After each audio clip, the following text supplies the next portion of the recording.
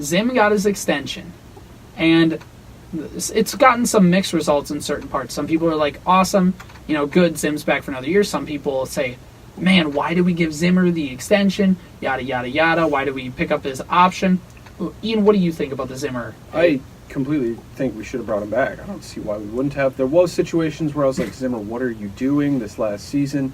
Some situational stuff, but overall, Zimmer's still my head coach. He hasn't proven to me that he is a failure yet. I don't think it's all on him, the fact that we didn't have an offensive line. There's other holes that we needed to fill. The defense was injured, but, I like it, bringing Zimmer back. Now, if we take an even bigger step back this next year, then I think we got to look at it with more of a kind of a critical eye.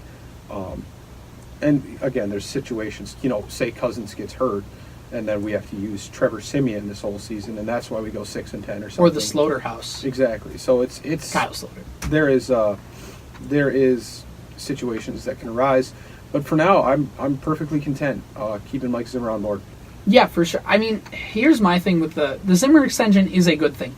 I saw, and again, this is a comment on social media, so you really kind of have to take it with a grain of salt.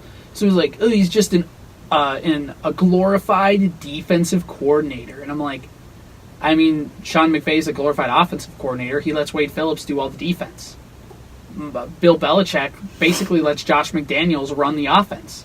I mean, he has some say, and Belichick maybe is not the best example, but Sean McVay is one where everybody wants to have that next Sean McVay. Sean McVay barely does anything with the defense. He lets an experienced coach in Wade Phillips run that while he does the offense. And that's what Zimmer's going to do with Kubiak now, to have him run the offense while Zimmer can focus on the defense. And I don't see why that's a bad thing. I don't understand why delegating if you have a boss at your work and you say, man, this guy is great in one area, but in this other area he's awful. And then he delegates somebody to handle that, and then all of a sudden everything runs better. Are you going to think that guy's a worse leader because of it? No, you're going to think he's more fit for the position because he knows how to delegate in places he's not as successful at. And I think Zimmer knows if he's as hands-off on the offense as possible, this team is going to succeed, because not only do you have an experienced coach handling the offense, you also have a very good defensive coach handling the defense, and that's how you make it work. Every coach makes mistakes, like Ian said. Zimmer's had his mistakes last year. The one I think we like to call to mind the most is going for it on 4th down against New Orleans when you're deep in your own territory. That was a big reason why the Vikings lost that game. And there have been some other moments here or there, being very critical of his players, his coordinators. But other coaches make mistakes. Belichick has made mistakes in his coaching career. There was a big one against Indianapolis about eight or so years ago against Peyton Manning and the Colts, when he decided to go for it deep in his own territory late in the game on a 4th and 3, and he didn't get it. Or maybe it was longer than a 4th and 3, but he didn't get it. And people ripped Belichick, and Belichick has made mistakes before. Sean McVay has made coaching mistakes before. Coaches make mistakes, and that doesn't mean that you just have to say, oh, he made a mistake, throw it away. But what it means is you have to say, Zim's not perfect. He's far from perfect.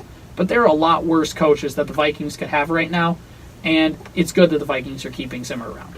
I agree. I think this is a coaching decision that is, not a coaching decision, but a decision on a coach that is much needed.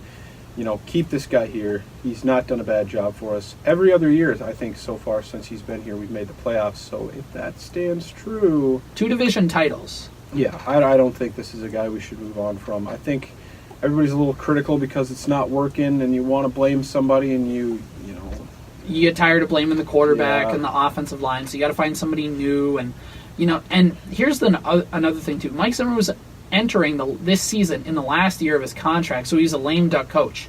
That thing's going to hover over your team if you keep that. The media constantly asking Zimmer and team and the players on the team questions like, what do you think about being in the final year of the contract and all that kind of stuff?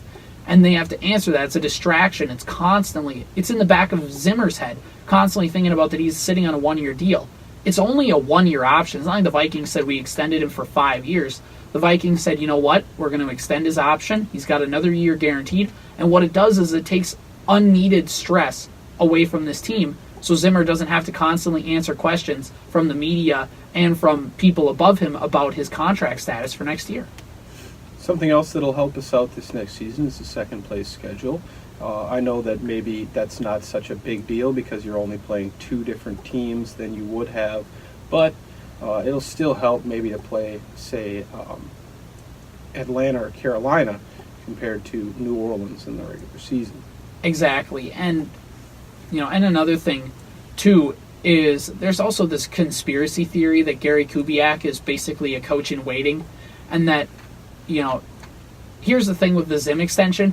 Even if Zimmer has a bad year this year and they feel like firing him, it's just an extra year. They can still cut bait just as easily. And there's this growing conspiracy theory from some Vikings fans that Kubiak has basically had like a behind closed doors agreement under the table kind of thing where it's like, hey, we're not too happy with Zim. If he has one more bad year, we're going to fire him. And guess who would be perfect to just run the ship?